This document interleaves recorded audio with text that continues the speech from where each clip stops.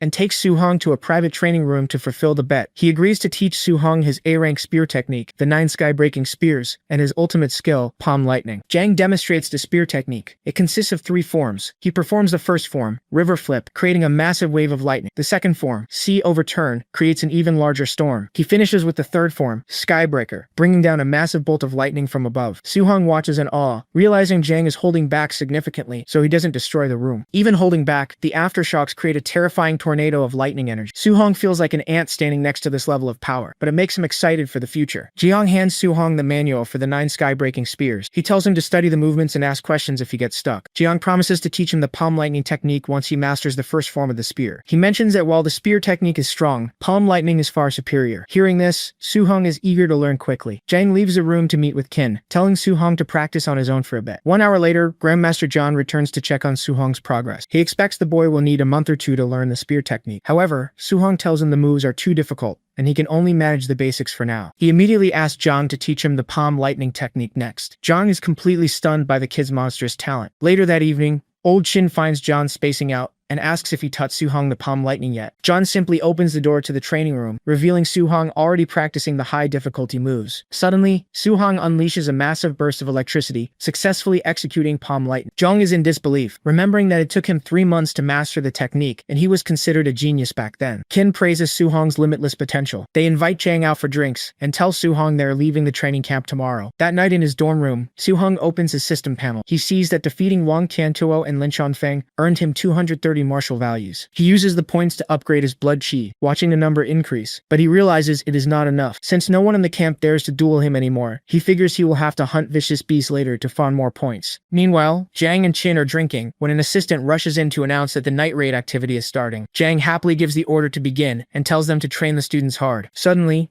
Qin sobers up and realizes Su-hong is sleeping in the dorms. He panics and tells Zhang to postpone the raid immediately. Unfortunately, the order was already sent, and the raid has begun. Outside the dorms, a large group of men in camo gear prepares to attack. 2 leaders stand in front, Bu Jingfeng and his rank 2 older brother, Bu Jinglong. Jinglong explains that Grandmaster Zhang specifically asked him to participate to deal with the student who has the wood spirit body. Jingfeng, still bitter about a previous defeat, swears he will take down Su-hong if he runs into him again. The men put on black ski masks and charge the building. Inside, complete chaos breaks out. Masked raiders kick down doors and attack sleeping students. Su-hong hears the commotion and steps out of his room. A raider immediately lunges at him, but Su-hong effortlessly knocks him out with a single punch. Looking at the unconscious man's mask, Su-hong gets an idea. If he puts on dark clothes and a mask, he can pretend to be a raider and openly beat people up to earn martial values. Putting his plan into action, Su-hong walks into a room where a raider is cornering a terrified student. Pretending to be an ally, Su-hong approaches the raider and instantly knocks him out with a punch to the face. Realizing this is the perfect chance to farm points, Su-hong goes on a rampage. He runs through the halls with his fist glowing, beating up every masked raider he sees. The real raiders are completely confused, screaming about a traitor in their ranks,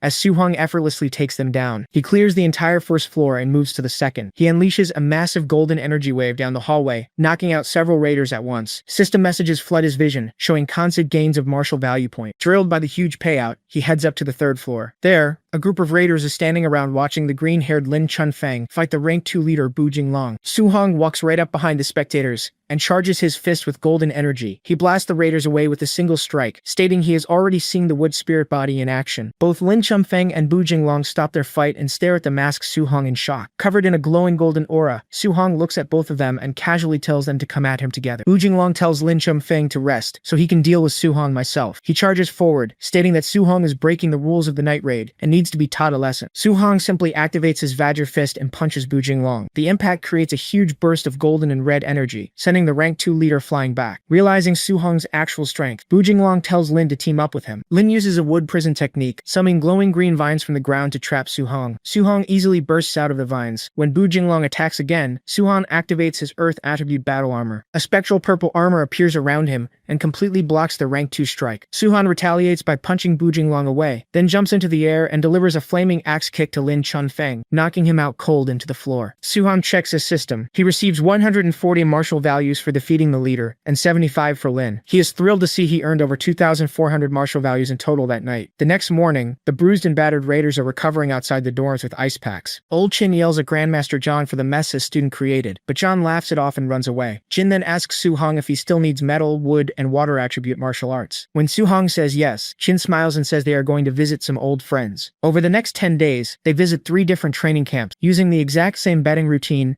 Qin wins 3 new A-rank cultivation methods for Su-hong. Back in his dorm, Su-hong practices the entry levels of his new metal, wood, and water techniques. With almost 3,000 martial values saved up, he decides to increase his blood chi. He repeatedly upgrades his stats, and his body bulks up as it absorbs the massive amount of energy. He stops at 450 blood chi, noting he only needs 50 more points to reach rank 2. He spends his last 100 points on his overlord body physique, but the stat only increases by 0.1%. Realizing the physique is too expensive to level up right now, he decides to prioritize reaching rank 2 and plans to farm more points. Before he leaves, Chin contacts him again, asking if he still needs a healing martial art. Su-hong realizes Chin has set up yet another bet. They travel to the Hangzhou training camp. The local grandmaster, Wang Qingshan, announces a field training exercise where students must survive in the myriad monster mountains for 7 days without supplies. They earn contribution point by killing beasts. As the students head into the mountains, Long confirms his bet with Chin. If Su-hong wins, Long will teach him an A-rank healing art. If Su-hong loses, Chin must teach an A-rank art to every student who beats him. Qin mentions that members of the myriad race's demon cult are currently in the mountains, but Long dismisses them as low-level threats. Qin just hopes Su-hong can come back alive. In the mountains, Su-hong tests his new techniques. He uses his lightning spear, metal attacks, wood vines, and a water dragon to kill various beasts. After gathering over 500 martial values, he finds a quiet cave. He sits down and spends his points on blood chi, intending to finally break through to rank 2. Outside in the dark, a red-haired man walks through the woods. He complains about having to patrol the area, mentioning that their cult's sacrifice site is hidden nearby. He then notices the dead beast Su-hong left outside the cave. Realizing someone is inside, he calls out,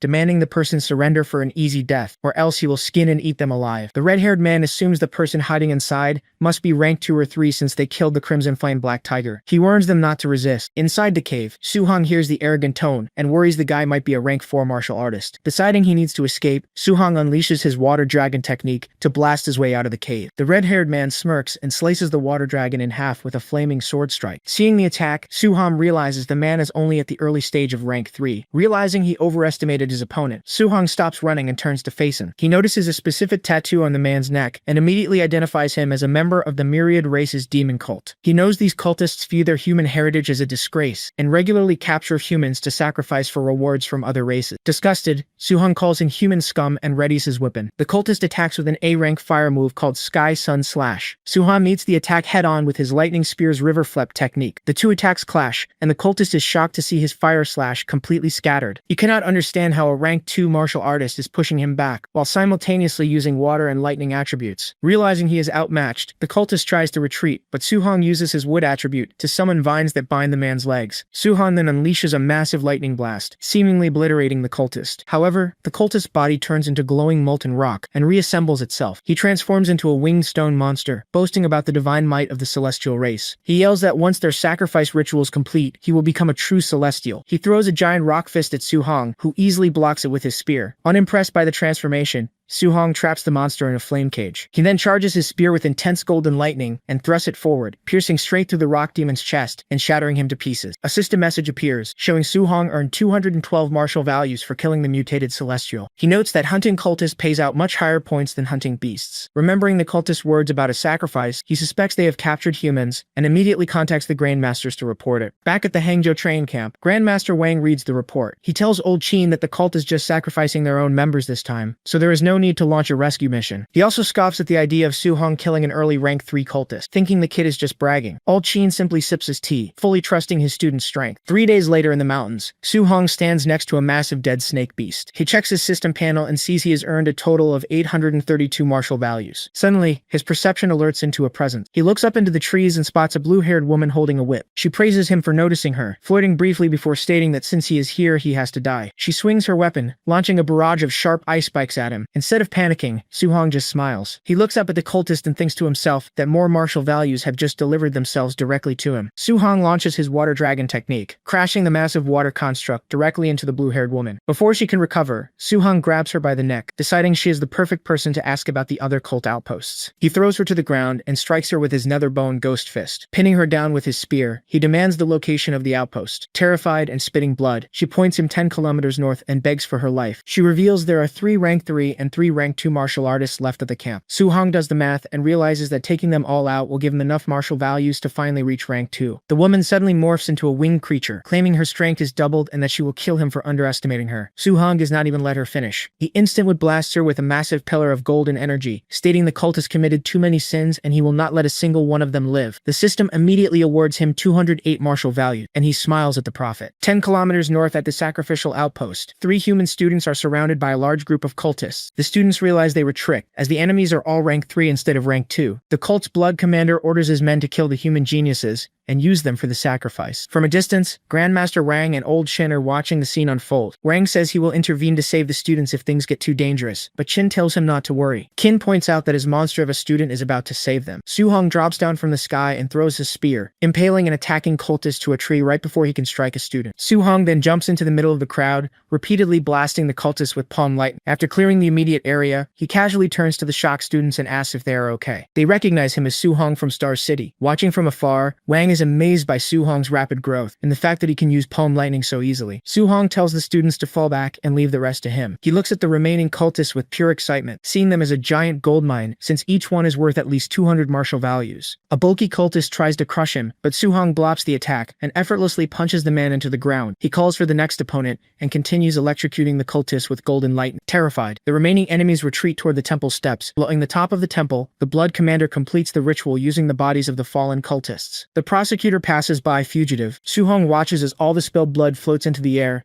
and gathers into a massive portal. A figure with large white wings emerges from the blood. The being declares himself a noble of the celestial race and demands the humans kneel before him. Looking up at the winged being, Su-hong just grips his spear and smiles. He thinks to himself that if morphed cultists gave him a lot of points, he wonders exactly how many martial values he will get for killing a real celestial. The celestial calls Su-hong an ant for looking up at him and instantly attacks with blinding speed. Su-hong blocks the golden strike with his spear, surprised by how fast it is. The celestial notes that Su-hong is surprisingly strong for a human youth. He realizes that possessing this human body will not be as easy as just stepping on ants. He complains that his possessed vessel has not even reached the 4th tier and is already breaking down, but he claims his peak 3rd tier strength is more than enough to eliminate a future threat like Su-hong. Hearing this, Su-hong realizes he's only fighting a possessed body, not a real celestial. He coats his fist in lightning, declares the fight is not over yet, and charges forward. The two clash directly. From a distance, Grandmaster Wang and Old Chin watch in shock as Su-hong physically suppresses the celestial, despite being an entire realm lower. Su-hong lands a heavy flaming punch right into the celestial's chest, damaging his armor and forcing him back. The celestial is furious and confused, wondering what kind of physique Su-hong has to overpower him in pure physical strength, especially since he never lost a physical clash against other alien races. Su-hong just asks if he is tired yet. Thanks to his overlord body, Su-hong feels completely refreshed. He tells the celestial that he usually has to hold back to avoid accidentally killing people, and wishes the celestial's true body was here for a more satisfying fight. Insulted by the human, the celestial summons his innate ability, the divine treasury. Dozens of glowing portals appear in the air, aiming golden spears at Su-hong. A system notification pops up, telling Su-hong he cannot learn this skill because it requires a pure celestial bloodline. Grandmaster Wang panics, thinking Su-hong is about to be killed, but Old Kin just tells him to calm down. Old Kin casually reveals that Su-hong has a 100% compatibility with all 7 attributes, and has not even used his ultimate move yet. The celestial fires the barrage of golden spears. Su-hong smiles, noting that the celestial is the first opponent to force him to go all out. He unleashes the 3rd stance of his spear technique, heaven breaking. He combines fire and lightning into a massive upward strike. The attack completely overpowers the golden spears and vaporizes the possessed celestial. Su-hong checks his system and sees he earned 843 martial values. He laughs, incredibly happy with the huge payout. Grandmaster Wang rushes over, completely amazed that a student defeated a celestial. Su-hong is a bit confused by the Grandmaster's excitement. He thinks internally that if a regular celestial forced him to use his trump card, the real geniuses of their race must be absolutely terrifying. 4 days later, the training camp ends. The leaderboard shows Su-hong in first place with over 17,000 points,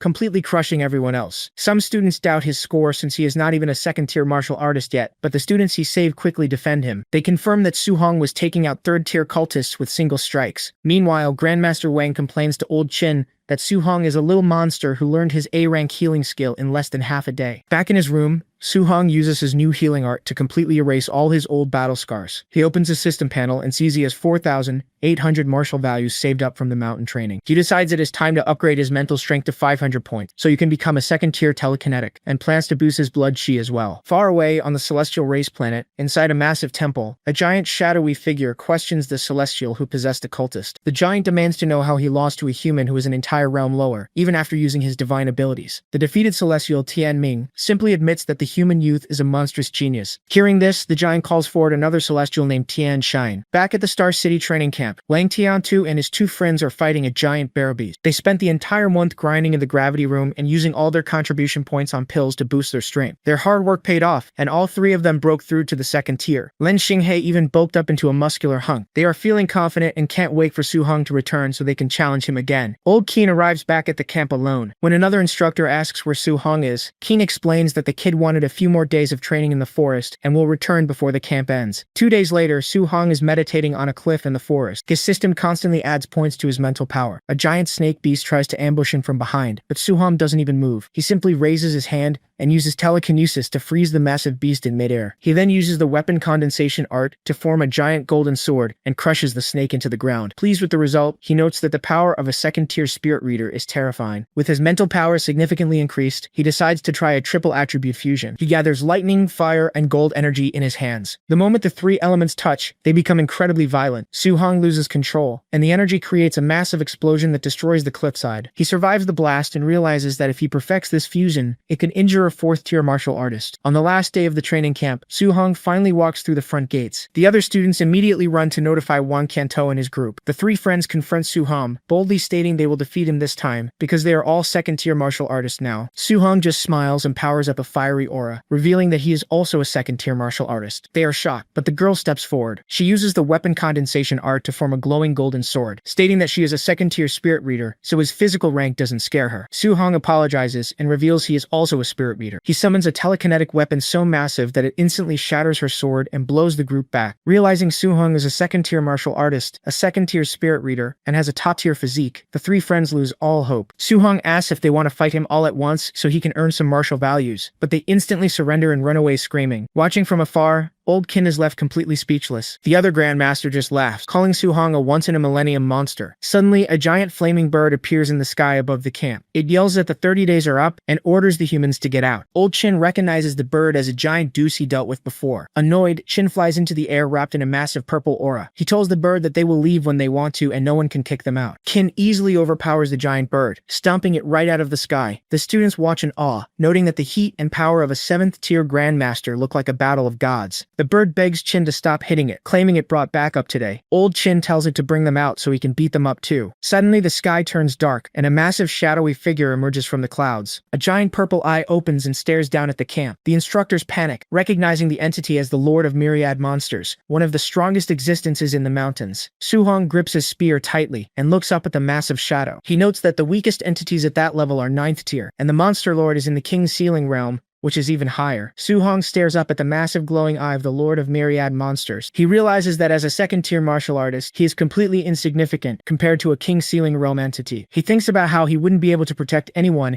if a monster like that attacks Star City. He resolves to keep getting stronger until he reaches the King's Sailing Realm himself. Old Keem stands calmly as the massive shadow and the giant bird retreat. The Monster Lord has an agreement with the human race and will not casually attack juniors. The training camp ends normally and the students take buses back to Star City. Wang Qiantu and his friends are now friendly with Su Hong, joking that his name will soon be famous across the city. They arrive at the City Lord's mansion for a welcome banquet. Su Hong isn't interested in the party and just wants to go home to see his aunt and uncle. Inside the luxurious banquet hall, Su Hong's aunt and uncle are sitting at a table. They feel embarrassed and out of place in their simple clothes, and some wealthy guests quietly mock them for looking like migrant workers. Suddenly, the principal of number 1 high school and the president of the Martial Artists Association rush over. They enthusiastically shake the uncle's hand, praising Su Hong as the most promising genius they have ever seen. The wealthy guests are left completely shocked. Nearby, the fathers of Long Qiantuo, Lin Xinghe, and Xiao Yan are arguing. They brag about their kids reaching the 2nd tier and debate who is the strongest. When the arrival of the students is announced, the city lord and the fathers head outside to greet them. However, the fathers are confused to see their kids looking depressed and bruised. The kids admit they were completely crushed in a fight. The fathers ask how 3 2nd-tier teams could lose together. The kids explain that Su Hong beat them because his physical strength, speed, and spirit, telekinesis were all far superior. Su Hong gets off the bus, and the crowd stares at him. He spots his aunt and uncle and smiles. His aunt runs toward him but trips on the red carpet. Before she can hit the ground, Su Hong uses his telekinesis to catch her, gently floating her safely back to her feet. Seeing this, the city lord, the principal, and the association president are stunned. They realize Su Hong is not just a martial artist, but also a 2nd-tier spirit reader. The principal and president start bickering, realizing they both missed this detail, and loudly boast about how they will support him. Meanwhile, The other wealthy guests start making frantic phone calls, trying to arrange marriages with Su Hong or send his family expensive gifts. The city lord steps forward with a gold tray. He presents Su Hong with a villa and 3 million in cash as his prize for taking first place in the training camp. The city lord shakes Su Hong's hand and openly tells him to just ask if he ever needs anything in the future. Su Hong realizes the city lord is openly trying to recruit him. He knows that refusing the offer right now will offend the city lord, but accepting it means he will be obligated to fulfill his request later on. Su Hong decides that since the city lord's faction is the most powerful in Star City, he should not offend him. Besides, with the city lord protecting his family, he can go out and train freely. He also has Grandmaster Qin as his backer, so he knows the city lord cannot force him to do anything excessive in the future. Su Hong accepts the offer and shakes the city lord's hand. When asked what he needs, Su Hong immediately requests medical treatment for his aunt's rare disease. The city lord gladly agrees to use the best medical resources available. The city lord then asks if he wants anything else, and Su Hong asks for a weapon. The city lord leads him into the mansion's massive armory and tells him to pick any A-grade weapon he wants. Su Hong asks if there are any multi-attribute alloy weapons. To explain why, he casually summons 7 different elemental orbs in his hands. The city lord is completely shocked. He cannot believe the second-tier martial artist and spirit reader can cultivate 7 attributes simultaneously and still level up so fast. Su Hong purposely shows off his talent, knowing that the more monstrous he appears, the more the city lord will value and support him. The city lord admits that multi-attribute weapons are extremely rare. The best match he has is a 3-attribute B-grade spearhead. Su Hong accepts it, deciding to attach it to his own Thunderfire spear shaft. Before Su Hong leaves, the city lord warns him about strange anomalies happening all over the world. Mysterious shards are appearing, creating natural treasures and granting fierce beasts multiple attributes. He specifically mentions Stargazing Lake just outside Star City, where a multi-attribute beast was recently spotted. The city lord advises Su Hong to stay away, warning him that the area is currently too dangerous for him. A few hours later, the city lord's private car drops Su Hong and his aunt and uncle off at their apartment building. The neighbors, including their greedy landlady, are stunned to see them step out of the prestigious vehicle. The landlady, who had just been complaining about the Su family and threatening to raise their rent, tries to act friendly. Su Hong's aunt casually tells the landlady that they won't be renting anymore because the city lord gave them a villa. She asks for a refund on their extra rent, but the uncle stops her, saying they are rich now and can just leave the money as a gift. They head upstairs, happily discussing their move to the new house. That night, Su Hong goes up to the roof for one last training session. He pulls up his system panel and uses his remaining 1,900 martial values to upgrade his blood chi. His body pulses with intense red energy as his blood chi surpasses 700 points, allowing him to break through to the mid-stage of the second tier. After the breakthrough, he pulls out his phone to research the anomalies the city lord mentioned. Because his body hasn't adapted to his new mid-stage strength yet, he accidentally cracks the phone screen just by gripping it. He scrolls to the news, reading reports about an S-grade spiritual medicine causing grandmasters to fight, and beasts gaining new elemental powers from mysterious shards. He finds information on Stargazing Lake, noting that the rank 2 multi-attribute beast there has attracted a large crowd of rank 3 and rank 4 martial artists. Su Hong figures that while he might not be able to beat a rank 4 martial artist in a fight, he can definitely escape from one. With his mind made up, he decides that as soon as his family finishes moving into the villa tomorrow, he will head straight to Stargazing Lake. The next day, Su Hong's family moves into their new villa. The house is quickly filled with gifts from wealthy neighbors trying to get on his good side. Su Hong finds entertaining them exhausting and decides to leave for Stargazing Lake in the afternoon. At the martial artist base, he notices a huge crowd. Lower tier martial artists refuse to leave the base because there are too many tier 3 and tier 4 fighters heading to the lake, making it too dangerous to travel without getting robbed. Meanwhile, up on the second floor of the base, a man confirms with an underling that Su Hong killed his nephew. He uses his powerful aura to force the underling to his knees, demanding respect as he plans his next move. Su Hong reaches Stargazing Lake and watches from the trees. He sees that the area is packed with high-tier martial artists. Suddenly, a massive beginner tier 3 star-spotted giant fish bursts out of the water. It shoots a dual attribute attack that easily destroys a tier 4 martial artist's earth defense, severely injuring him. Annoyed, the tier 4 martial artist immediately kills the giant fish in one strike. The crowd rushes in and chops the beast up to find the treasure, but its stomach is completely empty. Seeing how aggressively the tier 4 fighters act, Su Hong decides it is not safe to stick around and turns to leave. Just as he turns, a masked man ambushes him with a blade. Su Hong uses his spirit telekinesis to briefly pause the attacker, allowing him to dodge the fatal blow. He quickly realizes the attacker is a tier 4 martial artist. The attacker is surprised that Su Hong is a spirit reader. Suddenly, more masked men emerge from the woods. Su Hong finds himself surrounded by a tier 4 leader and over a dozen tier 3 assassins. Knowing he cannot fight them all at once, he uses his A-class movement technique to sprint away. When the assassins chase him, he uses uses his telekinesis to launch himself straight into the sky and fly away, leaving his pursuers completely stunned that a Tier 2 can fly. Dozens of kilometers away, Su-hong lands in the forest, completely exhausted. His vital energy and mental power are drained. He figures that Ye Feng's uncle, Ye Qi, is the only one who would hire this many high-tier assassins to kill him. Su-hong plans his next move. He knows you can kill the Tier 3 assassins, but the Tier 4 leader is a major threat. If he fights the leader first, the others will swarm him. He decides he must use his speed to eliminate the Tier 3 fighters first, then focus entirely on the Tier 4 leader. Meanwhile, the assassin leader complains that their employer gave them bad intel by not mentioning Su-hong's telekinesis. He tells his men they must kill Su-hong before he reaches the city, or their employer will have them killed for failing. They use a tracking compass to hunt him down. Over the next 7 days, they constantly track and fight him in the woods. Su-hong kills several of them in quick skirmishes. By day 7, an assassin spots Su-hong while he is peeing in the bushes, and Su-hong quickly kicks the man in the face. The constant running and fighting leaves Su-hong completely drained. He eventually makes it to an official Star City supply station. He knows it is risky, but he has to rest. He figures the assassins will not dare attack him openly on official city territory. As he walks through the station, he notices men in suits staring at him. He realizes his tracks have been exposed, and confirms that Ye Qi from the martial artist base is indeed the one trying to kill him. Su-hong rents a room at the temporary supply base inn. He checks his system panel and sees his vitality is at 705.5. He needs 900 to reach the high stage of the second tier, but his 540 martial arts points are not enough. Instead, he spends the points to upgrade his overlord body physique from 1.1% to 6.5%. He feels an immediate surge of power, estimating his strength just increased by at least 20%, and soon after that, he curved in fighting more death cases. He decides to rest and practice his guidance technique, staying prepared to jump out the window if the assassins show up. A few hours later, Su-hong is eating a burger in the inn's dining area. The room suddenly goes completely quiet. He realizes the assassins are holding back, likely planning to ambush him outside. He then overhears nearby martial artists talking about a rare multi-attribute treasure called the 3-star vein ink purple bamboo. They mention the treasure is protected by a deadly gravity field that instantly crushed several Tier 4 martial artists into meat paste. Su-hong wonders if his newly upgraded overlord body could withstand that kind of gravity. Suddenly, a massive explosion rips through the wall right beside him. The assassins have finally attacked. The Tier 4 leader and his men surround the ruined building. The leader mocks Su-hong, stating they wouldn't hesitate to attack a supply base. Su-hong just smiles. He pulls out his new 3-attribute spear and infuses it with fire, lightning, and gold energy all at once. The leader recognizes the 3 attributes and panics, screaming for his men to scatter. Su-hong thrusts the unstable weapon forward, triggering a massive triple attribute explosion that completely levels the inn and the surrounding area. When the dust settles, the Tier 4 leader is still alive but heavily injured. He assumes Su-hong died at the epicenter of the blast. Just as he catches his breath, a shirtless Su-hong drops from the sky, striking down with the 3rd style of his spear technique. The leader quickly blocks the attack with his sword and pushes him back. Su-hong instantly uses his movement technique to vanish. The leader tells his men to catch him, but Su-hong reappears right behind a surviving Tier 3 assassin and impales him through the chest. Su-hong notes that while he might not be able to kill the Tier 4 leader yet, he has no problem picking off the Tier 3 subordinates. He throws the dead body at the leader and runs away into the forest. As he escapes, he admits the failed fusion explosion was terrifying. He only survived because he used his thick earth armor and his upgraded physique. He decides that once he successfully masters the 3-attribute fusion, he will have a real chance to kill the Tier 4 leader. Back at the Star City martial artist base, Ye Qi shatters his teacup in a panic. He realizes his hired assassins completely botched the job. By attacking an official supply outpost, they drew too much attention. He knows that if Su-hong dies now, the city lord will easily trace the assassination back to him and wipe out his entire clan. Meanwhile, deep in the forest, a massive purple gravity field surrounds the rare 3-star ink purple bamboo. A group of disguised martial artists struggles to walk through the anomaly. They note that the higher a person's cultivation tier is, the stronger the gravity pushes down on them. The Tier 4 leader uses a tracking compass to search for a hidden divine artifact. The compass points directly into the center of the gravity field, revealing the artifact is right next to the bamboo. Just then, Su-hong sprints past them, heading straight into the field. The Tier 4 leader Bai Ao recognizes him. Revealing himself as a demon cultist, Bai Ao attacks Su-hong, hoping to kill him and claim a reward from his lord. Su-hong blocks the fiery strike, but realizes the Tier 4 cultist is too strong to fight directly. Several Tier 3 cultists try to block Su-hong's escape path, but he instantly kills 2 of them with his spear and movement technique. To avoid Baiao's full force attack, Su-hong runs deeper into the purple gravity field. Baiao tries to chase him, but the intense gravity immediately forces him to a halt. Because he is a Tier 4 martial artist, the field exerts a crushing weight on him right at the edge. Frustrated, he throws his sword at Su-hong, but the gravity field shatters the weapon completely before before it can reach him. Safe inside the field, Su-hong stops right next to the purple bamboo. The intense gravity and his previous injuries push him to his limit, so he sits down and uses a green wood attribute technique to heal himself. Watching from outside, the cultists are shocked that Su-hong also knows healing arts. They realize that if Su-hong claims the divine artifact inside the bamboo, they are all dead. Near Stargazing Lake, Wang Tiantuo and his two friends notice the area is completely locked down by demon cultists. They wonder if the cult is targeting Su-hong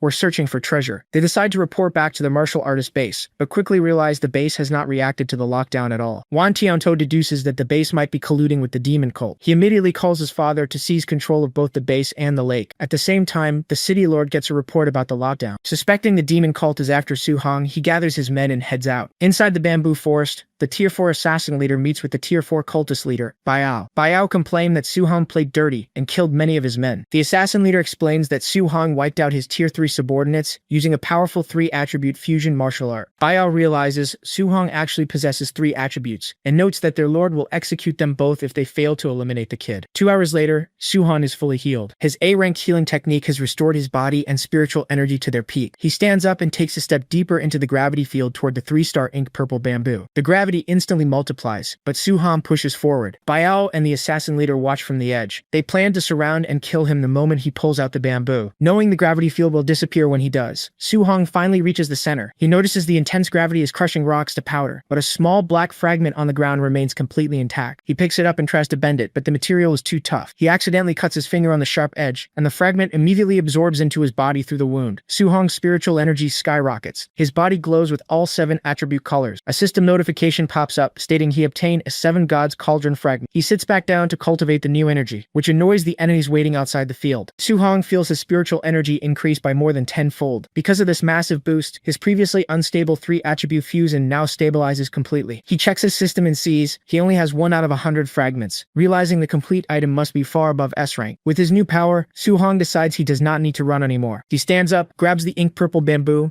and pulls it out of the ground. The gravity field instantly vanishes. Biao, the assassin leader, and all their remaining subordinates charge at him at once. Su-hong just smiles. He infuses his spear with his perfected 3-attribute fusion and slams it into the ground. The resulting explosion is massive. Fire and lightning completely engulf the attackers, leveling the forest and leaving a giant crater in the ground. The Tier 4 assassin leader survives the blast but is heavily injured and coughing up blood. He looks around at the charred skeletons of his men and the cultists. He figures out that Su-hong must have absorbed the divine fragment to suddenly become this powerful. Out of the smoke and flames, Su-hong walks forward. Glowing with fire and lightning, he looks down at the assassin leader, asks if hunting him was fun, and states that it is now his turn to kill. Su-hong stands over the heavily injured Tier 4 assassin leader. He offers him a chance to live if he reveals the location of the demonic cult's stronghold in Star City, realizing the cult must have a deep presence to collude with Ye Qi so quickly. The assassin arrogantly refuses and tries a desperate suicide attack, throwing a glowing explosive to drag Su-hong down to hell with him. Su-hong doesn't even flinch. He simply blasts the man with a massive wave of lightning, instantly vaporizing him. Nearby, Biao and the other Tier 4 cultists see the massive explosion. They realize Su-hong's earlier threats were not a bluff and that his spiritual energy hasn't drained at all. Terrified that a rank 2 youth just wiped out their entire team and turned 2 rank 4 martial artists into lone survivors, they abandon the mission and run for their lives. Back at the martial artist base, Ye Qi receives a call confirming the assassination failed and his rank 4 men couldn't kill a rank 2. He panics, knowing the city lord will trace the hit back to him and execute him. He rushes outside to his car, desperate to escape Star City. Just as he approaches his vehicle, a massive flame cage erupts from the ground, trapping him inside. Su-hong steps out of the shadows. Ye Qi desperately tries to fight back, but Su-hong instantly pierces right through him with a lightning-infused spear strike, killing the peak rank 3 official in a single move. The city lord and his guards arrive just as the flames settle. The surrounding crowd is shocked that a youth killed a base official in broad daylight, but they all agree Ye Qi deserved it for attempting a sneak attack. The city lord asks Su-hong what happened. Su-hong casually downplays it as just luck, and reveals he also snatched the 3-star ink purple bamboo. Inside the city lord's private car, Su-hong explains the whole 8-day ordeal. He details how he fled from 2 rank 4S and 20 rank 3S, ended up heavily injuring the leaders, killing the rest, and taking the treasure. The city lord is so utterly stunned by this monstrous feat that he jokingly asks Su-hong to marry all 40 plus of his daughters so they can mass produce geniuses and save humanity. The city lord then gets serious. He warns Su-hong that the cult's mastermind might still be in the city and could send rank 6 or 7 grandmasters next. He advises Su-hong to get into a top university like Magic Capital or Capital University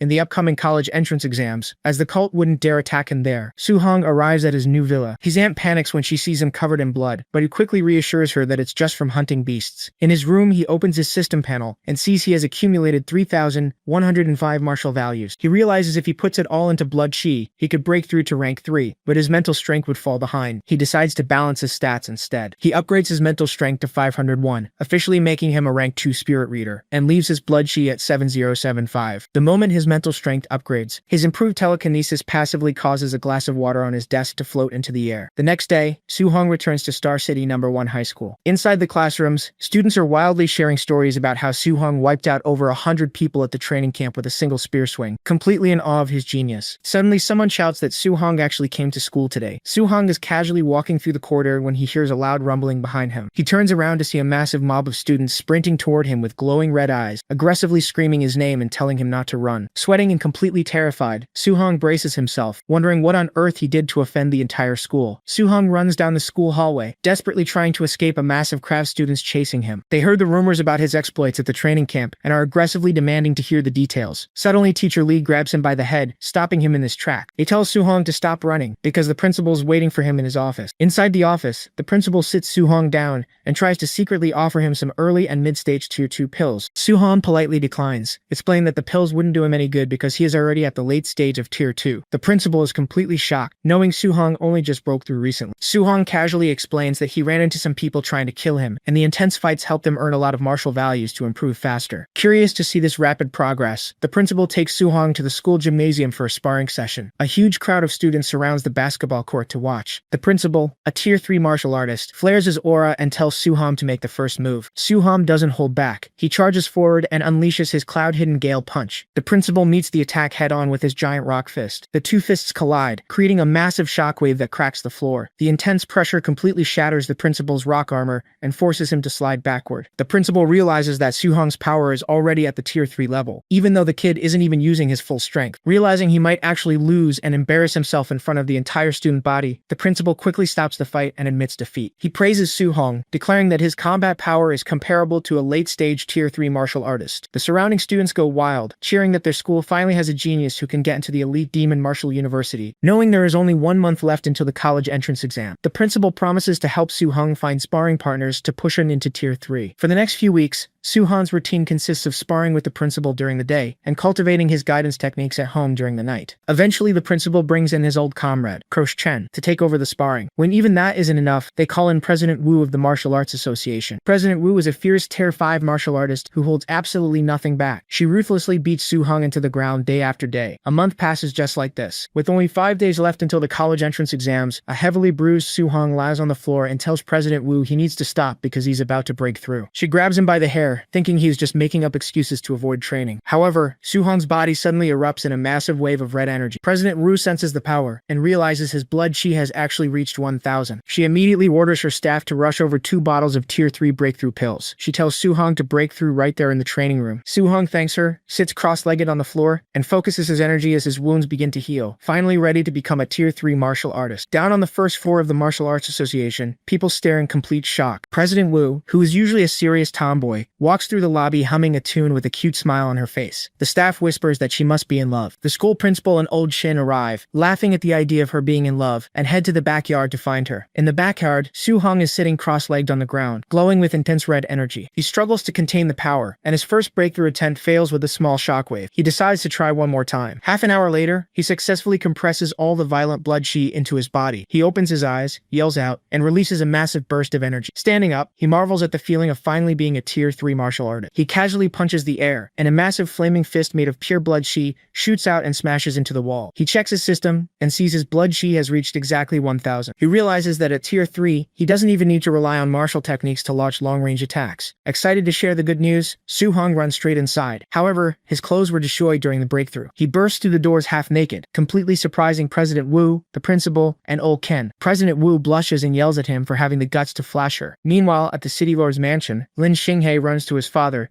excitedly announcing that Su-hong reached the mid-stage of Tier 2. His father remains completely cold. He casually tells his son that President Wu just called to inform them that Su-hong actually broke through the Tier 3. Lin Xinghe is left entirely speechless. Back at the association, Su-hong sits in a meeting with the city lord, President Wu, the principal, and old Xing. Because his clothes were ruined, Su-hong is now wearing a tight, cute cat shoe. The city lord hands Su-hong a list of high-level martial artists who recently arrived in Star City. He warns Su-hong that there are nearly 100 people on the list, and some of them might be human traitors planning to assassinate him on behalf of the demon cult. Su-hong calmly states that he is already mentally prepared for assassinations from human traitors. The city lord tells him he will be safe once he gets into one of the top 2 universities. President Wu advises against Imperial Capital University because they strongly favor students from wealthy and powerful families, which would put Su-hong at a disadvantage. She suggests Magic Capital Martial Arts University instead, explaining that they only care about raw talent and strength, and they fiercely protect their students no matter what trouble they cause. Hearing this, Su-hong agrees to go to Magic Capital. The city lord then decides to poke fun at Su-hong's cute cap shirt, questioning the genius's taste in clothing. President Wu immediately steps in, blushing and admitting she specially lent him her shirt because his clothes were destroyed during his breakthrough. Realizing his mistake, the city lord quickly changes his tune, nervously laughing and praising the shirt's wonderful taste. A few days later, the city lord waits at the Star City airport. He greets Wang Lindao, a Tier 5 martial artist, who is in charge of evaluating the college entrance exams for Star City this year. Wang Lindao complains about his assignment. He feels that actively networking with students is beneath his pride, especially since Star City rarely produces even a single Tier 2 examinee. The city lord just smiles and asks if an 18-year-old Tier 3 genius is worth networking with. Wang Lindao's eyes widen in shock. Forgetting all his previous complaints, he instantly demands the city lord take him to this genius right away. At the Star City martial arts exam venue, thousands of students gather in a massive stadium for the vitality check. President Wu and the city lord look around for the Tier 5 examiner, Wang Lindao. They spot him shamelessly cozying up to Su-hong. Completely tossing his pride aside, the high-level examiner throws up a peace sign and tries to take a cute selfie with the kid, desperate to get on the genius's good side. The city lord facepalms at how thick-skinned the man is. An announcer declares that students below Tier 2 will take their combat tests here, but anyone at Tier 2 or above must take a special train to the provincial capital for specialized testing. Su-hong looks surprised, and his friends awkwardly admit they forgot to tell him about that rule. They ask if he managed to reach the mid-stage of Tier 2 during his training. Su-hong just smirks and tells them they will find out in a bit. He steps into the vitality detector capsule. Instantly, a massive wave of red energy erupts from his body. The machine scans him and displays a staggering score of 1005. The entire stadium is thrown into absolute shock. Lin Xinghe and the other students stare in pure disbelief, realizing Su-hong didn't just reach mid-Tier 2, he actually broke through to Tier 3. Up in the private viewing rooms, the wealthy fathers are dumbfounded. Lin Xinghe's father immediately decides he needs to find a way to make this kid his son-in-law. Up in the examiner's box, Wang Lindao is utterly amazed. He looks at a data chart showing the massive gap in cultivation resources between a small place like Star City and the elite magic capital. He realizes that if Su-hong had grown up with the educational resources of a large city,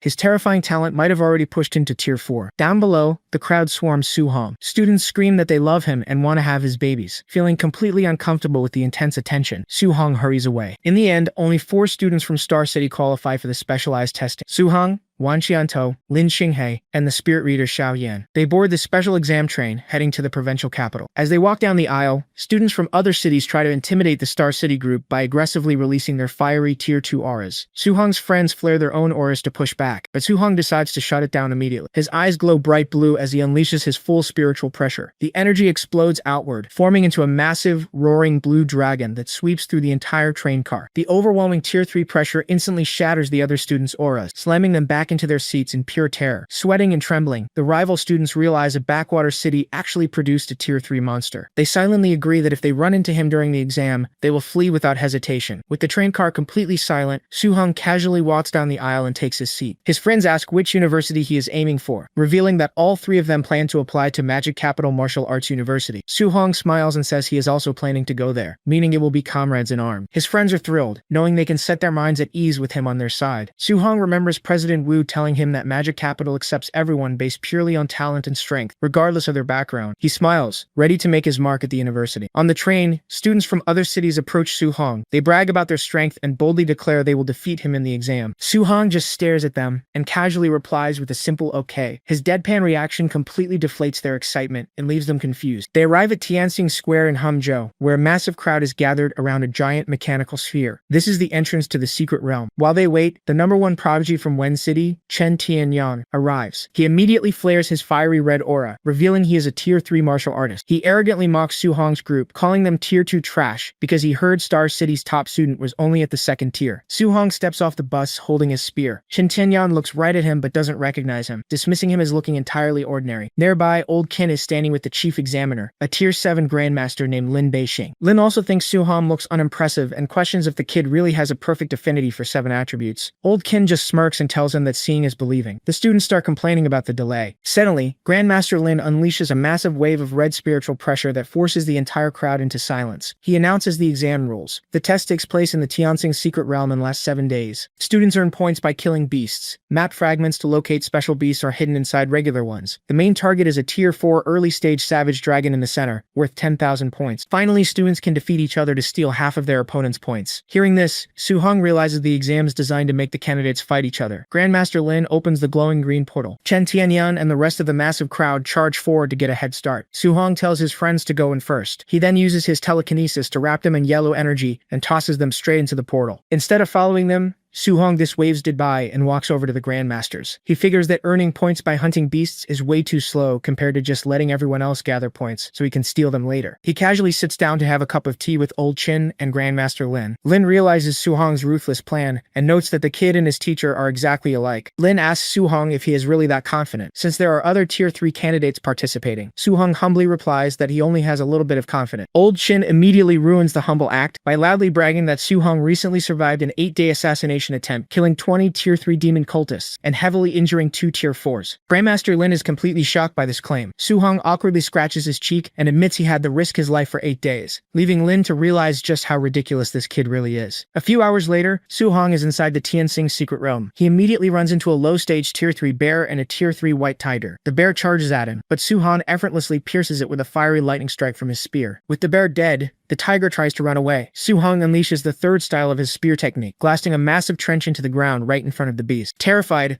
the tiger rolls over on its back and tries to act cute to beg for mercy. Su Hong tells it to stop meowing. He orders the beast to lead to other humans or high-tier beasts, promising to spare its life if it obeys. Su Hong rides the tiger through the forest. They soon encounter a massive high-stage Tier 3 giant ape. The ape is over 30 meters tall and carries a massive tree trunk as a weapon. The ape swings the log down. Su Hong jumps off the tiger and tells it to run away. He dodges the attack and complains about the ape's terrible breath. He then points his spear upward and blasts the ape right in the face with a burst of fire and lightning. The ape gets angry and slams its massive log down directly onto Su Hong. The log is over 40 meters long and weighs around 70 tons. However, Su Hong easily catches it with one hand. He notes that since he has already broken through to Tier 3, catching this much weight is nothing to him. He then covers the massive log with his mental power. Using his telekinesis, he floats into the air, lifts the entire 70-ton tree trunk, and swings it like a giant bat. He smacks the giant ape squarely in the face with its own weapon. Outside the secret realm, the crowd watches the fight on the giant broadcast screens. They are completely stunned by the display of strength, wondering what kind of monster Su Hong really is. In the private viewing area, Old Qin laughs and points at the screen, bragging that his student is beating an elite monster like a dog. Grandmaster Lin spits out his drink in shock. Watching Su Hong effortlessly crush the giant ape, Lin admits that the outcome of this year's assessment is already decided. Su Hong stands over the fallen giant ape.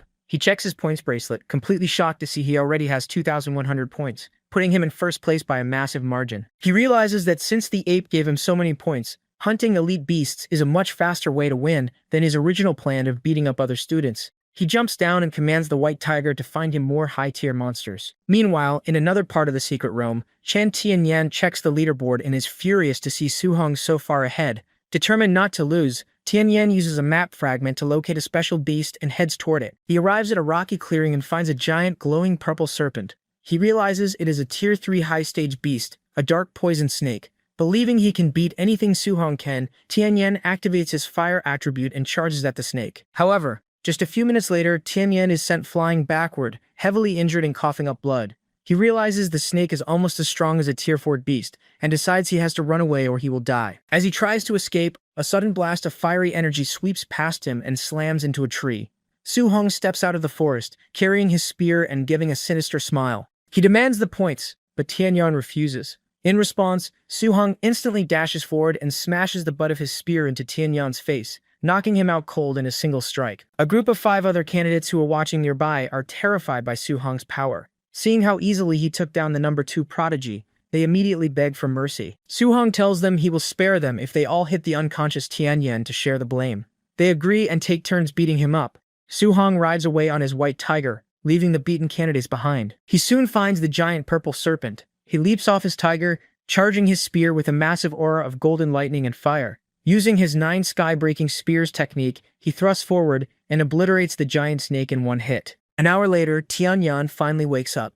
He checks the leaderboard and screams in despair when he sees Su-hong now has 4,500 points. He realizes Su-hong must be hiding his true strength, and is likely a Tier 4 martial artist. In the real world, the grandmasters and spectators are equally stunned by Su-hong's absurd power. He easily took down 2 special beasts back to back, using a rare fusion of thunder and fire attributes. The crowd goes wild, realizing the entire exam has basically become Su-hong's personal show. Inside the realm, Su-hong tells his tiger to lead the way to the center of the map, where the boss monster is located. He arrives at the edge of a massive, dark crater. He tells the tiger to wait outside and jumps down into the abyss. At the bottom, he finds the Tier 4 Savage Dragon. It is a massive, dark red dragon, securely locked up in heavy chains and fast asleep. Su-hong feels the overwhelming pressure of its aura. He knows that in a head-on fight, he would likely lose. But since it's asleep and chained up, he decides a surprise attack is the best option. He notices a very specific, unprotected spot on the dragon's backside. Smiling wickedly, Su-hong channels all his elemental attributes, thunder, fire, and gold, into his spear. He winds up and violently thrusts his ultimate move directly into the dragon's exposed rear end. Su-hong's spear strikes true, hitting the dragon right in its most vulnerable spot. Blood splatters, and the beast jolts awake, roaring in agonizing pain. Furious, the dragon unleashes a massive torrent of fire. The intense heat and explosive force from the dragon's breath blast the ground, completely shattering the heavy chains binding it. Outside the secret realm, the crowd and grandmasters watch the broadcast in absolute disbelief. They are stunned by Su-hong's shameless and brutal tactic of stabbing the beast's rear. They quickly realize the chains are broken, and the savage dragon is now completely free. The unbound dragon lets out a deafening roar, sending a massive pillar of energy into the sky. Su-hong stands his ground, excited. Now that the beast is unrestrained, he can finally test his true combat power by going all out. The dragon blasts another massive wave of fire. Su-hong counters by unleashing his Rage Sea Spear technique, creating a giant water dragon that crashes directly into the flames, neutralizing the attack. Capitalizing on the opening, Su-hong leaps high into the air to strike with his 9 sky-breaking spears. However, the dragon reacts surprisingly fast, swinging its giant claw to swat him away. Su-hong barely manages to block the strike with his spear shaft, skidding backward across the rocky ground from the heavy impact. Wiping his mouth, Su-hong admits he underestimated the fat dragon's speed. But he smiles, knowing that in terms of pure physical strength, his newly upgraded Overlord body is far superior. He charges his fist with explosive power, dashes forward, and delivers a devastating punch straight into the dragon's chest, sending the massive beast reeling backward with a painful roar. Su-hong's punch creates a massive shockwave, but the dragon quickly recovers. It swipes its claws, sending out sharp blades of air. Su-hong charges his spear with lightning and fires off a series of attacks to counter the strikes. As the attacks collide, the dragon realizes Su-hong's raw power is no joke. It rears back and unleashes a massive blast of fiery breath, covering the entire area in flames. Outside the portal, the Grandmasters are stunned by Su-hong's physical strength. Grandmaster Ling thought Su-hong's Overlord body was just a regular constitution, but seeing him match the Savage Dragon's physical power, he realizes the boy must have perfectly fused his elements to maximize his body's potential. Inside the realm, Su-hong easily breaks through the fire breath using his lightning-charged spear. He dashes forward, moving faster than the dragon can track. In a blinding flash of golden light, he thrusts his spear straight through the dragon's neck. The massive beast crashes to the ground, dead. The system prompt confirms the kill, adding a massive 14,500 points to his score. Seeing the update on their leaderboards, the other candidates are completely demoralized. Even the top prodigies realize they have absolutely no chance of catching up to Su-hong's insane score. They admit they were too arrogant and accept that they are just trash compared to him. Meanwhile, Su-hong decides not to let the savage dragon go to waste. He chops off a massive chunk of its tail, starts a fire, and roasts it. He and his white tiger feast on the rare meat.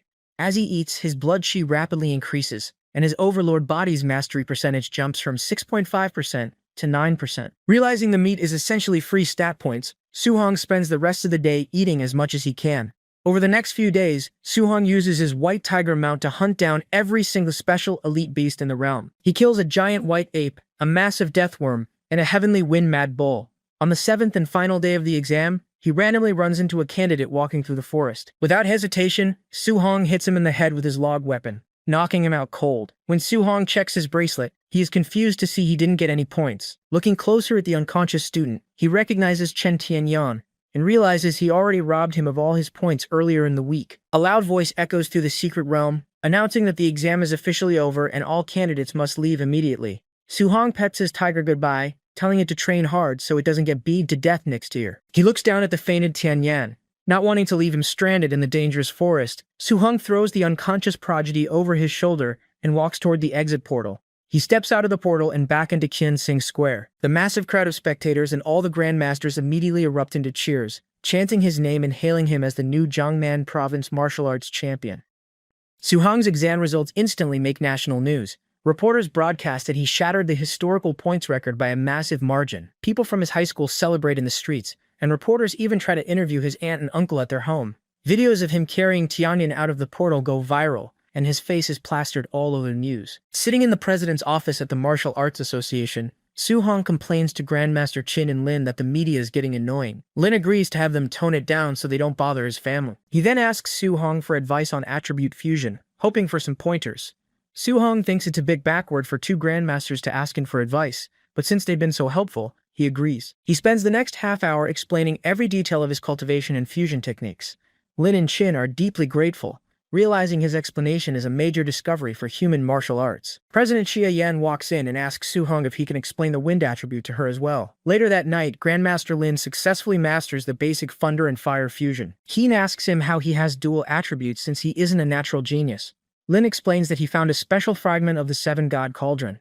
Su-hong hears this and remembers he found a similar fragment earlier. Win warns Su-hong that the myriad races demonic cultists who worship monsters are constantly hunting for these fragments. He tells Su-hong to watch his back, because people will assume he has fragments due to his 7 attributes. Lin proposes they put out a fake story claiming Su-hong found fragments but already handed them over to the Grandmasters. Su-hong agrees to the cover story. Lin also advises him to enroll at Modu Martial Arts University, because the principal there is a powerful Tier 9 expert who can protect him from the cultists. Lin suggests that to catch the principal's attention, Su-hong should beat up the principal of the Imperial Capital Martial Arts University's grandson during the upcoming national tournament. Su-hong smirks and asks for a photo of the grandson so he can familiarize himself with him.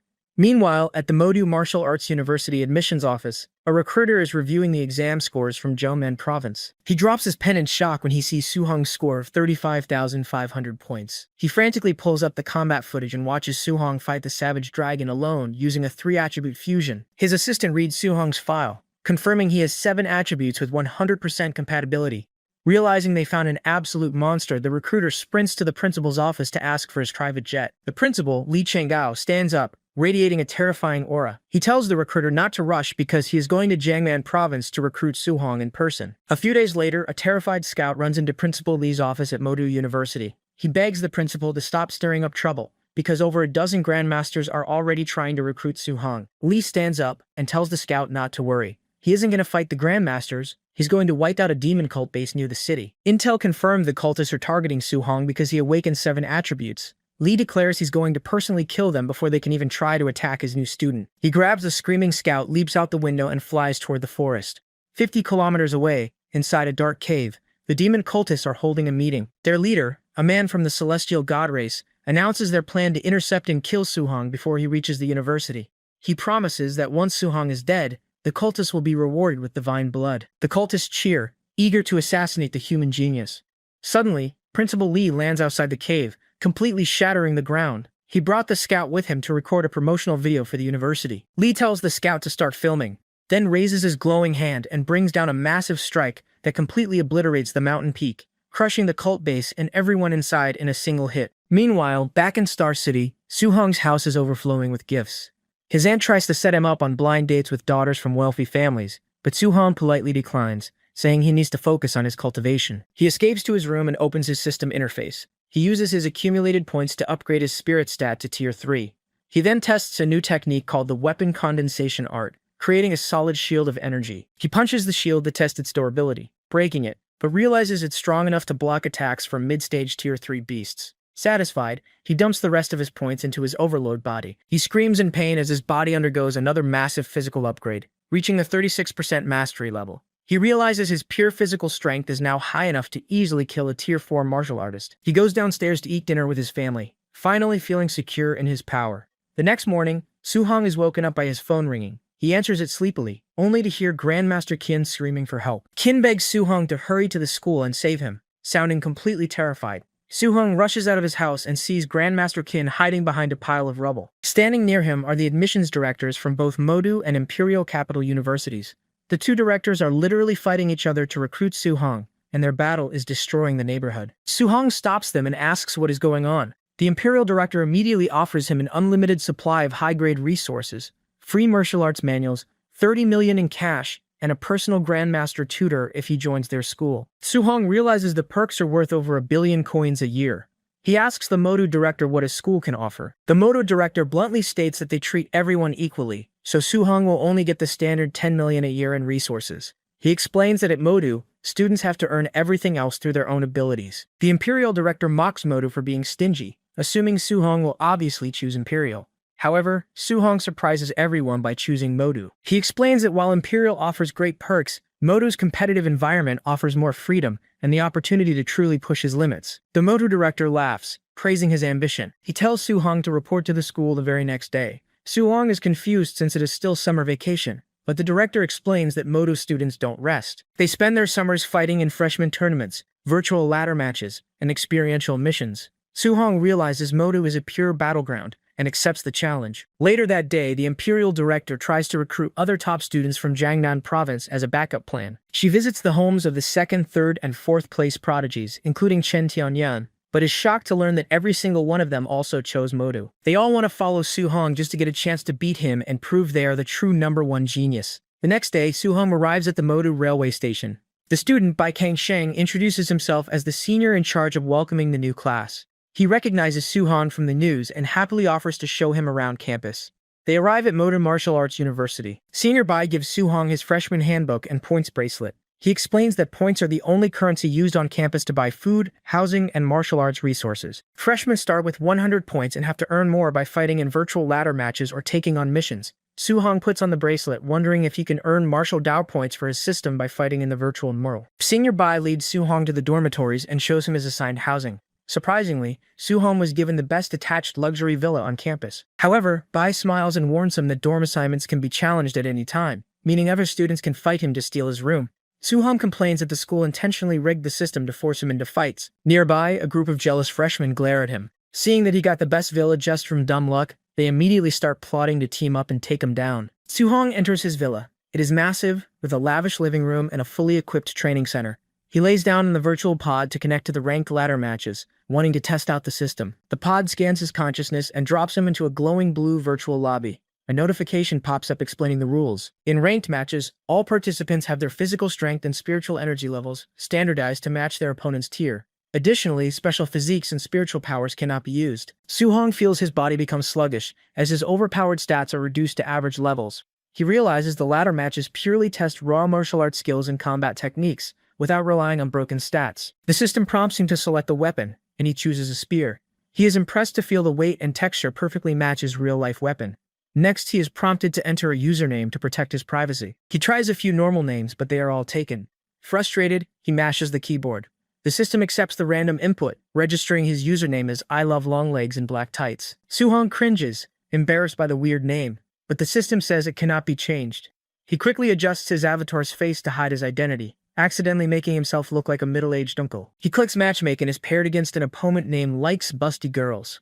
Su-hong laughs, realizing there are plenty of weirdos in the virtual network. The match begins against a muscular, bald fighter armed with a heavy mace. The man taunts Su-hong, asking if he is stunned by his handsomeness. Su-hong ignores him and charges forward with his spear. The opponent swings his mace, expecting a heavy clash, but Su-hong's footwork is too fast. He effortlessly dodges the heavy swings and counters with a flurry of rapid spear thrusts. The muscular fighter is shocked. Even with their physical stats completely equalized, Su-hong's raw spearmanship is completely suppressing him. Unable to block the relentless attacks, the bald fighter is impaled through the chest. Su-hong wins the match. He earns 1 ranking point and notes that he won relatively easily despite losing all his overpowered stat advantages. He realizes this is the perfect opportunity to temper his fundamentals and promises to become invincible in the same realm, even without his system boosts. Meanwhile, in a nearby villa, a girl complains to her older sister that they should go challenge the person who got assigned Villa 001. The older sister, Qingwan, is the top scorer from Jiangnan Province, but they were placed in the smaller Villa 002. Qingwan ignores her sister's complaining, saying she is too busy climbing the rank ladder to care about dorm rooms. She enters her virtual pod and is matched against her next opponent. Seeing the username I love long legs and black tights, Kingwon rolls her eyes, muttering that men with perverted names are gross. Kingwon's avatar spawns into the virtual arena, wearing her real-life glasses and the short skirt with black thigh-high socks. She immediately complains about Suhong's perverted username and neared middle-aged uncle avatar. She decides to finish the match quickly and charges forward with her sword. Suhong easily blocks her first strike. He pushes back and unleashes a flurry of rapid spear thrusts. Kingwon manages to parry them, realizing that despite his gross username, he is actually a master spearman. She thinks he is purposely using a weird name to make people underestimate him. Wanting to win quickly, she activates her B-rank fire attribute sword technique and unleashes a massive wave of flames. Suhong quickly activates his own movement technique to dodge. Kingwon is shocked that he easily saw through her footwork, but she quickly switches to a wind attribute attack and strikes again.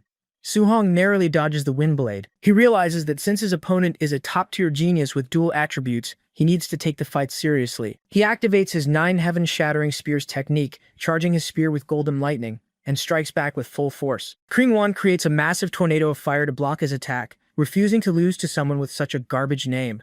The two clash, their weapons sparking with fire and lightning. However, Suhong's raw technique overwhelms her. He breaks through her guard and strikes her with a powerful blast of lightning, winning the match. As the virtual arena fades away, Kingwon blushes in embarrassment, angrily cursing Suhong's name. She promises to track him down, defeat him, and force him to change it to something normal. Suhong wakes up in his virtual pod, satisfied after the exhilarating fight. He checks his points bracelet and notices a friend request from a user named Qinghwan. He accepts it and asks who she is. Kingwon replies that they just fought, and introduces herself as the beautiful girl from the match. Suhong immediately assumes she is a scammer trying to hit on him for money. He replies that seduction won't work because he is broke, and then instantly blocks her. In her own villa, Kingwon reads the blocked message and screams in frustration, calling him a jerk. Suhong climbs out of his pod, glad he didn't fall for the obvious scam. Feeling hungry, he decides to head out and try the school's cafeteria food. He steps out of his villa's front gate, only to find a massive crowd of angry freshmen waiting for him. The students instantly start shouting, demanding he fight them for the rights to his luxury dorm. Suhong just sighs, his stomach grumbling. Suhong tells the crowd to attack him all at once because he's in a hurry. The students are surprised by his confidence and ask if anyone knows who he is. Since he is from another province, nobody recognizes him. Thinking Suhong is just a nobody trying to bluff, a student named Wang Tang steps up to challenge him. He powers up with red energy and throws a heavy punch. Suhong effortlessly catches the fist with one hand, completely stopping the attack. He then throws a quick counterpunch straight into Wang Tang's face. The impact sends Wang Tang flying backward, and he crashes into the ground, knocked out cold. The rest of the crowd is shocked, noting that Wang Tang is a Tier 3 martial artist and just got taken out in a single hit. Suhong cracks his knuckles and asks who wants to go next. Seeing how easily he won, the terrified students immediately step back and run away. Suhong tells the fleeing students they can't run. He activates his weapon condensation art, forming massive glowing blue tentacles of psychic energy. The tentacles shoot forward, wrapping around the retreating freshmen and dragging them back. Realizing Suhong is actually a psychic, the students immediately start screaming and begging for mercy. Suhong ignores their pleas. He leaps into the air and unleashes a rapid barrage of heavy punches. The devastating blows knock out the entire group of Tier 3 prodigies in seconds. The remaining spectators watch in absolute shock. They realize this unknown kid must be Suhong, the legendary Jiangnan province top scorer who soloed a Tier 4 savage drat. The state of Suhong shuts his system interface. He receives a few dozen martial Dao points for each student he knocked out. He complains that since he broke through the Tier 3, beating up other Tier 3 practitioners yields fewer than 100 points per person. He notes that earning points is getting harder and harder. He looks up and notices a large group of Tier 2 freshmen watching him from down the street. The students freeze in terror, quickly raising their hands and insisting they are only there to watch, not challenge him. Suhong just gives them a sinister smile. He figures that while Tier 2 students aren't worth many points, it's still better than nothing. The students scream for help as Suhong charges at them. 1 minute later, the entire street is littered with unconscious freshmen. The beaten students groan in pain, calling Suhong brutal for picking on people weaker than him and threatening to tell a teacher. Suhong arrives at the cafeteria, carrying a large tray of food. He scans his points bracelet to pay, noting that a single meal costs 5 points. He realizes the 100 starting points the school gives freshmen are only enough for 20 meals. He sits down at a table and notices 3 familiar faces from Jiangnan province: Wang Tiantuo, Xiao Yan, and Lin Xinghe. Tiantuo is surprised to see him looking so happy. He asks Suhong if he managed to get a private dorm room. Suhong asks if the dorms are really that bad. Tiantuo complains that he was assigned to a cramped 8-person room, and feels insulted by the school. Suhong asks the other two what they got. Xinghe, who has long hair and slightly feminine features, angrily yells that he got assigned to a 4-person girls' dorm just because his hair is long. Xiaoyan, a tomboyish girl, yells that she got assigned to a boys' dorm. They both complain that the school just judged them based on their looks without actually checking their files. Suhong awkwardly offers his condolences.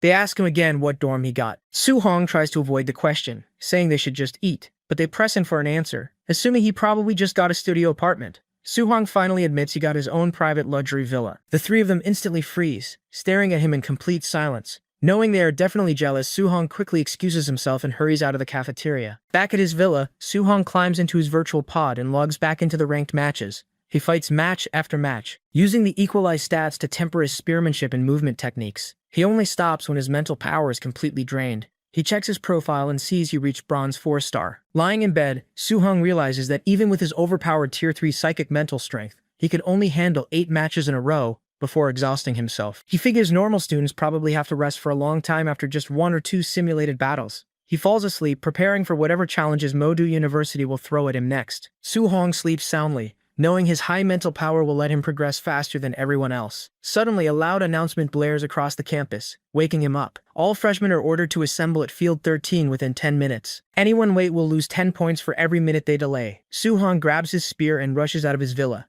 He complains that the penalty is brutal, since he barely earned 20 points from all his hard work in the virtual arena. As he runs down the street, a voice suddenly calls out his embarrassing virtual username. Suhong freezes in shock, wondering how someone figured out his real-world identity so fast. He turns around and sees a girl with glasses and a black skirt. It's Qinghwan, his opponent from the ladder match. She angrily demands to know why he rejected her friend request and blocked her. Suhong recognizes her as the girl he thought was trying to scam him online. He groans internally, annoyed that she actually managed to track him down in real life. Suhong tries to play dumb, asking if she mistook him for someone else.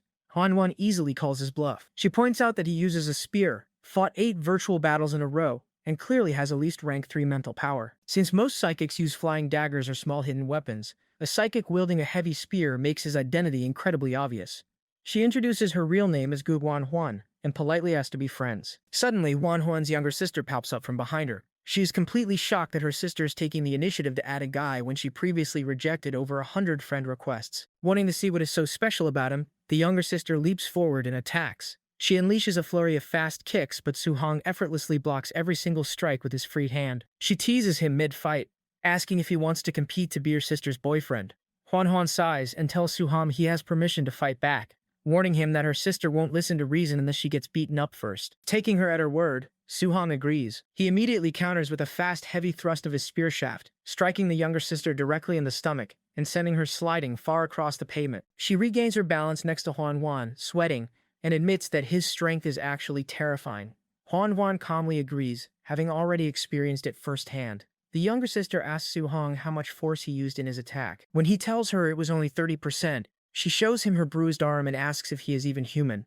Despite the hit, she steps forward and asks to add him as a friend. Suhong figures friends are made through fighting and agrees, thinking she seems straightforward enough. The system confirms the friend request for both sisters. Seeing his username, the younger sister immediately calls him a pervert. Han just tells her sister not to judge other people's preferences. Deeply embarrassed, Suhong tries to explain that the name was just an accident and regrets picking something so weird. Suhong arrives at the sports field. A massive crowd of freshmen has already gathered. He immediately runs into his friend Tian Tuo, who tells his roommates about Suhong. The roommates recognize Suhong from the news and excitedly beg for autographs. Suhong asks where the other 2 friends are.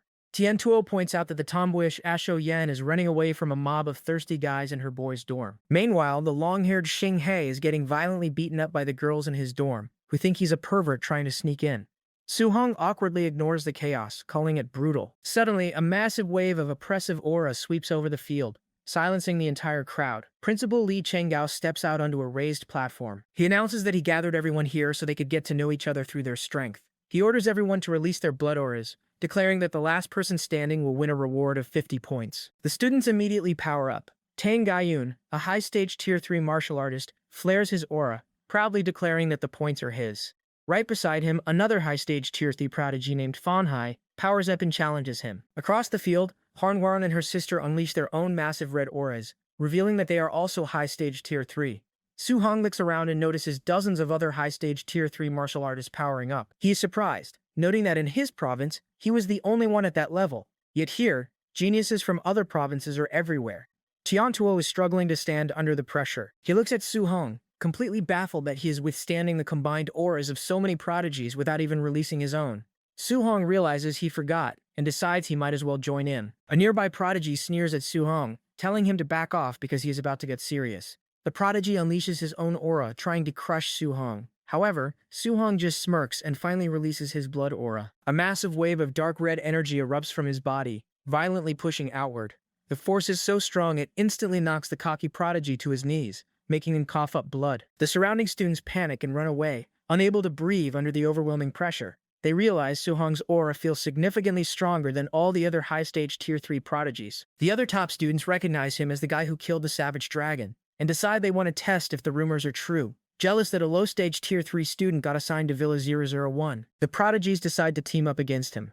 They combine their blood auras, merging them into a massive glowing red dragon of pure energy. The energy dragon roars and charges directly at Su Hong. The massive red dragon made of combined blood aura dives straight at Su Hong.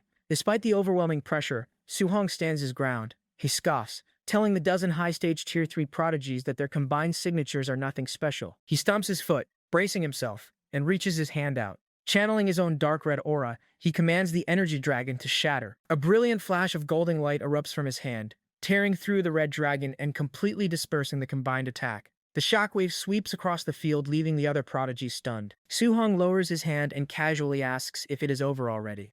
The prodigies are in complete disbelief. They can't understand how a single low-stage Tier 3 student managed to tank a combined attack from over a dozen high-stage fighters head-on. They finally realize why he was assigned to Villa 001, and admit that he is an absolute monster. Even Han Van is surprised, realizing Su Hong is even stronger than she originally thought. Su Hong glares at the remaining prodigies. He tells them he will remember that they all targeted him today, warning them they better not cross paths with him in the future or he will beat them up without mercy. Han Han and her sister quickly raise their hands, insisting they didn't join the combined attack. Su Hong laughs and agrees they don't count. The other prodigies grumble in frustration. They wanted to make a name for themselves today, but only ended up making Su Hong look better. However, they refuse to give up. The muscle-down Fan Hai decides that since he has the Strength King physique, he will just beat Su Hong in close combat later. Tang Gai Yun also vows to surpass him, confident that his psychic abilities will give him the edge in real combat. Nearby, Su Hong's friends from Jiangnan province watch in awe. While the other students are terrified, Xinghe proudly brags to the crowd that Su Hong is their top scorer.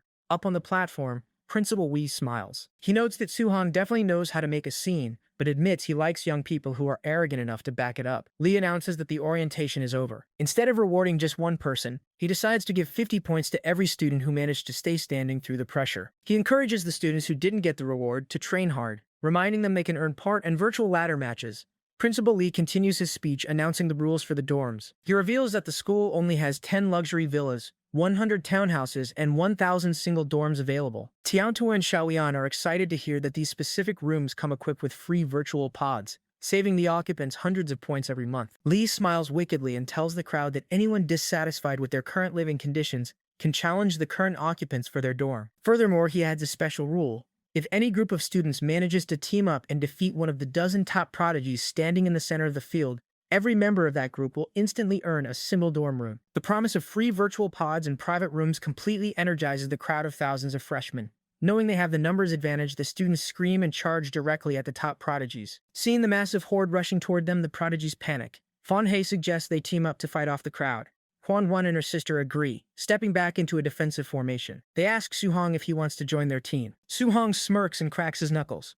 He tells them he won't join them because he isn't going to let this perfect opportunity to farm Martial Dao points slip away. He leaps high into the air and charges headfirst into the massive crowd of students all by himself. Su Hong confidently charges into the crowd, hoping for a good fight. To his disappointment, as soon as they see him coming, the students scream and scatter in every direction, warning everyone to avoid the monster. He stops in his tracks, dumbfounded, as the entire field turns into a game of keep away. Every time he moves toward a group, they immediately pivot and run the other way. He watches in frustration as they prefer to fight each other rather than risk a confrontation with him. Meanwhile, the Gu sisters are still holding their ground, surrounded by a massive number of challengers. A critic friend, the younger sister, suggests they pretend to be defeated so they can just take the single dorms and stay in their current villa. Han Han scolds her, calling her a spineless weakling, and refuses to give up the fight. So suddenly, the younger sister spots Su Hong running in their direction. She shouts his name in relief, hoping he'll intervene. The challengers, seeing Su Hong approaching, immediately panic and retreat. Su Hong, realizing the Gu sisters are in trouble, leaps forward and slams his fist into the ground, creating a powerful shockwave that sends the attackers flying. The sisters are stunned as Su-hong stands before them, having cleared their immediate path. Su-hong fires a blast of calm lightning at a student trying to sneak up behind him. The student quickly raises a water wall to block the attack. The student is shocked by how fast Su-hong's martial skill release speed is, wondering if he has a special physique.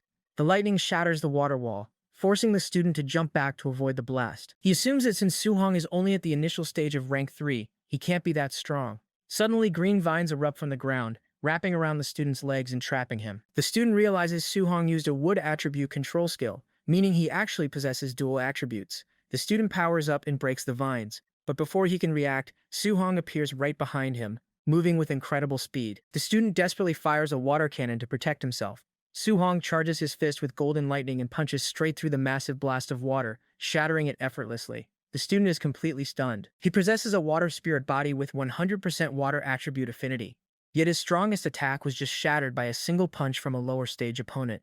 The student realizes Su-hong is a monster and tries to run away. Su-hong doesn't let him leave and suddenly unleashes the exact same water wall and water cannon techniques he just saw. The student is terrified, asking how he knows those moves. Su-hong casually replies that he just learned them from him. Before the guy can process the shock, Su-hong closes in and strikes him down with a heavy, lightning-infused palm. The impact creates a massive pillar of energy that can be seen across the field. Up in his office, Principal Lee watches the combat footage on his phone. He is blown away that Su-hong mastered 2 A-rank martial skills in less than a minute just by watching his opponent. He realizes Su-hong's talent is even higher than his official records suggest. Lee gets into a heated group chat with other instructors who are trying to claim Su-hong as their disciple. He tells them Su-hong belongs to him and threatens to beat them up if they don't back off. Down on the field, the defeated student lies on the ground, muttering that Su-hong isn't human. Su-hong checks his system and sees he earned 149 martial value points from that single fight. He's happy with the payout and looks around the chaotic field for more high-stage rank 3 targets. He spots Fanhai, the blue-haired prodigy, who is busy fighting off other freshmen. Fanhai is sweating, realizing that a high-stage martial artist couldn't even escape from Su-hong. Su-hong doesn't give him time to worry. He powers up his red aura and charges directly at Fanhai, shouting for him to spar. Fanhai panics, seeing the monster coming straight for him. Fanhai sees Su-hong coming and realizes he can't run away. He looks for help and spots Tang Gaiyun, the other high-stage rank 3 prodigy. Even though teaming up feels embarrassing for 2 top-tier geniuses, they agree that Su-hong is too dangerous to face alone. Su-hong notices them and calls Tang Gaiyun a shorty, telling him not to even think about running. The insult works, and an enraged Tang Gaiyun agrees to team up. They charge at Su-hong together, using what they call their usual tactic. Su-hong isn't impressed and simply tells them to scatter. He leaps into the air as they rush in, causing their combined attack to miss completely. While still in the air, Su-hong delivers a powerful kick that sends Fanhai crashing into the ground. Tang Gaiyun doesn't back down and unleashes his Thunder Roar technique, sending bolts of blue lightning towards Su-hong. Su-hong counters instantly with his own palm lightning. The 2 massive elemental attacks collide head-on, creating a huge explosion of golden and blue sparks that cracks the pavement. Su-hong doesn't pause, immediately using his speed to reposition for the next strike. Su-hong is surprised to realize Tang Gaiyun is a spirit reader. Tang Gaiyun laughs, saying Su-hong realized it too late. He tries to use his mental energy to overwhelm him, telling Su-hong that knowing your enemy is the key to victory. But Su-hong's eyes suddenly flash with bright blue light. Tang Gaiyun is stunned to discover Su-hong is also a spirit reader. Su-hong mocks him, asking who is the one talking about knowing their enemy. He charges up his fist with a cold blue aura and unleashes the dark bone-chilling fist. The triple-way battle between the top prodigies becomes even more intense, with explosions of energy tearing up the ground. Watching from the side while standing on a pile of defeated students, the younger Du sister asks who will win this fight. Hornwon doesn't hesitate, saying it's definitely going to be Su-hong. Su-hong pushes past his limits and lands a massive strike that sends both of his high-tier opponents flying.